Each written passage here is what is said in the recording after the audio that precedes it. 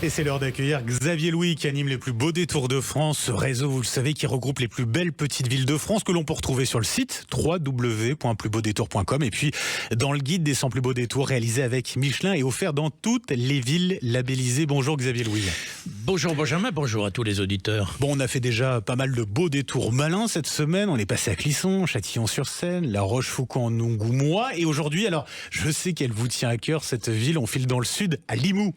Oui, elle me tient à cœur. C'est un détour que j'apprécie effectivement tout particulièrement, qui n'est pas toujours très connu. C'est loin, hein, c'est vraiment le sud de la France. On est dans l'Aude, au sud de Carcassonne, hein, mais à proximité d'ailleurs, une douzaine de kilomètres de Carcassonne. Ouais. Mais ça vaut vraiment le coup de faire le détour par Limoux. D'abord, c'est pour une petite ville, c'est une ville qui a à peu près 11 000 habitants.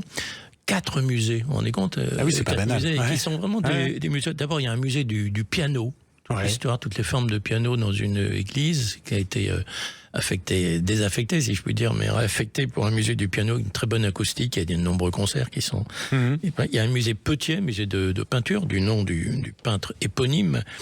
Il y a un musée de l'imprimerie. Il y a un intéressant musée des automates, des automates électriques, hein, de vitrines, disons, les automates de vitrines. Il y a plein de scènes. C'est génial. C'est joli, c'est sympa à voir. Et d'un musée à l'autre, alors on se balade dans la ville et je pense au Pont Neuf que j'aime beaucoup aussi, qui est sur l'Aude. Enfin vraiment, et puis la collégiale Saint-Martin. C'est vraiment, non, c'est déjà une balade intéressante. Vous avez dit petite ville, 4 musées quand même à Limoux, et puis c'est une ville très animée aussi. Alors oui, il y a une caractéristique, on le sait pas toujours, c'est au monde. C'est la ville qui a le plus long carnaval du monde. Alors c'est en début d'année, hein, le carnaval. Tous les soirs. Alors, il y a un lieu central qui est aussi génial, c'est comme on a quelquefois dans ces petites villes, un lieu central très animé. C'est la place de la République. Alors, on peut y prendre un verre, on peut y déjeuner, on peut y dîner. Il y a plein d'établissements, notamment le Grand Café, une tradition. Alors c'est là qu'il y a la majorité des animations de l'été aussi, de l'année d'ailleurs, mais de l'été. Les marchés nocturnes musicaux tous les mardis, hein, ça c'est tous les mardis, jusqu'au 25 août. D'accord. Il y a des prestations musicales quasiment tous les soirs. Hein. Génial. Le festival de théâtre se déroule du 25 juillet au 1er août. Hein, aussi un bon rendez-vous. Et puis en septembre, il y a des grandes fêtes. Vous voyez, c'est le carnaval toute l'année un peu à Limoux. Toute l'année, même pour ceux qui vont décider de prendre leurs vacances un peu en décalé.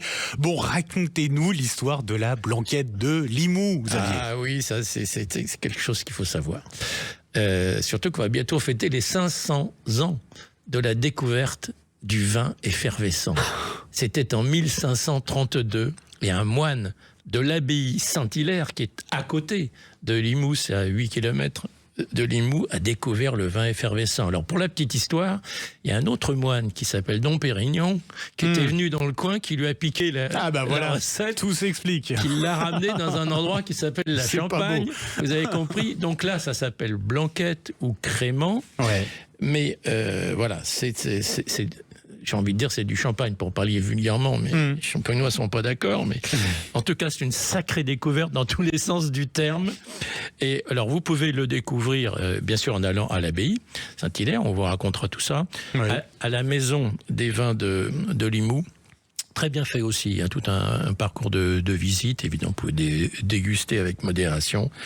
Et puis, si vous voulez rester un week-end, au niveau restauration hébergement, il y a un bel endroit, c'est l'hôtel Moderne et Pigeon, dans le centre-ville. Si vous voulez profiter, en tout cas, on n'est pas loin de Carcassonne. Voilà, Limoux, ça vaut le détour. Merci beaucoup, Xavier Louis. On peut retrouver ces informations sur Limoux en allant sur le site www.plusbeaudétours.com et puis bien évidemment dans le guide des 100 plus beaux détours qui est offert dans les villes labellisées. Merci beaucoup, Xavier Louis. À demain. À demain.